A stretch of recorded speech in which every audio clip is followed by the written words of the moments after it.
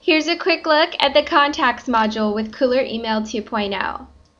The first page is the Contacts tab. It's going to show all of the contacts that you currently have uploaded.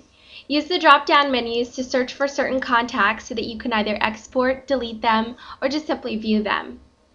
Going over to the Import tab, I can show you how to import a list of contacts. Cooler Email friendly files are text delimited files.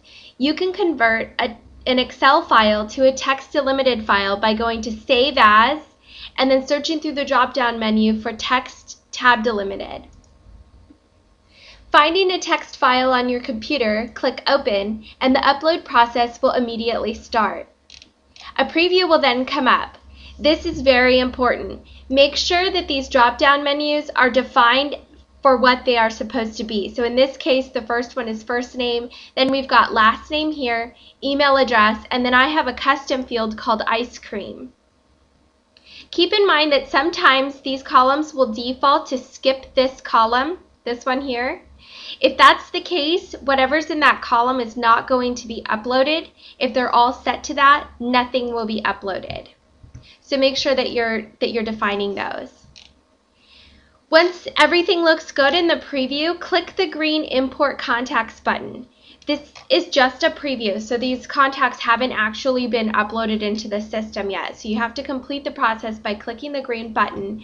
And once you see that the success box come up, it'll tell you how many were processed or how many contacts were successfully added. You can click Continue.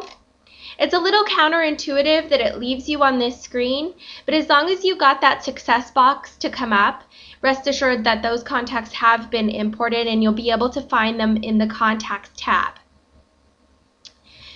We'll go over to Groups now, and I'll show you how to create a group. I already have a group created called California. I've used the search criteria to define state or province is California, and then that's going to show all of my contacts where the state or province field is California, or all of my contacts that live in or their mailing addresses are in California.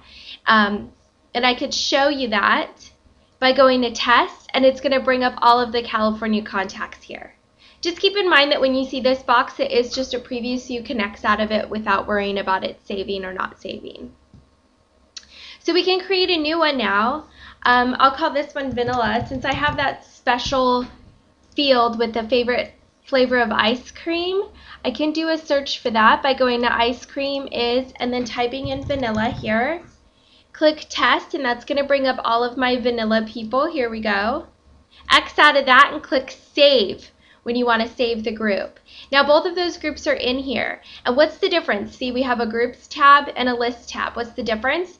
Is that groups are dynamic. So because I have this vanilla group and I have this California group, anytime anyone is ever added onto my contacts database, either through a sign-up form or if I go in and upload them or manually type them in, if the state or province field is equal to California, they will automatically be added into the California group.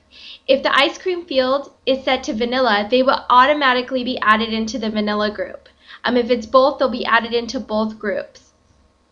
And that's all automatic. But the lists are static. So even if I come up with the same exact search criteria, so I can type in California for this list, click Continue, go to From Existing Contacts, find all contacts where state or province is California. Go to Find Contacts down at the bottom. It's going to let you know how many contacts were found. And then to save the list, create new list. Okay, so now it's the same people that are in there right now. But because the lists are static and the groups are dynamic, if someone new is added to the database either through a sign-up form or through an upload, and their state or province field is set to California, they will be added to the group, but they will not be added to the list automatically. In order to add somebody or take somebody off of a list, you have to go in manually and do it. So it's nice because you have a lot of control over the list, but the groups are automatic, and so it's a little bit easier. It really depends on what your needs are and what you like best. Of course, you can use both, and keep in mind that when you are sending these emails, if there is a certain contact that's on 2 or more of the lists or the groups that you're sending to, they're only going to receive the email once. so don't worry about overlap. The Utilities tab over here, very quickly, I know that we're running short on time. I want to keep this demo short. I just want to show you very quickly where I added that ice cream field, the special custom field.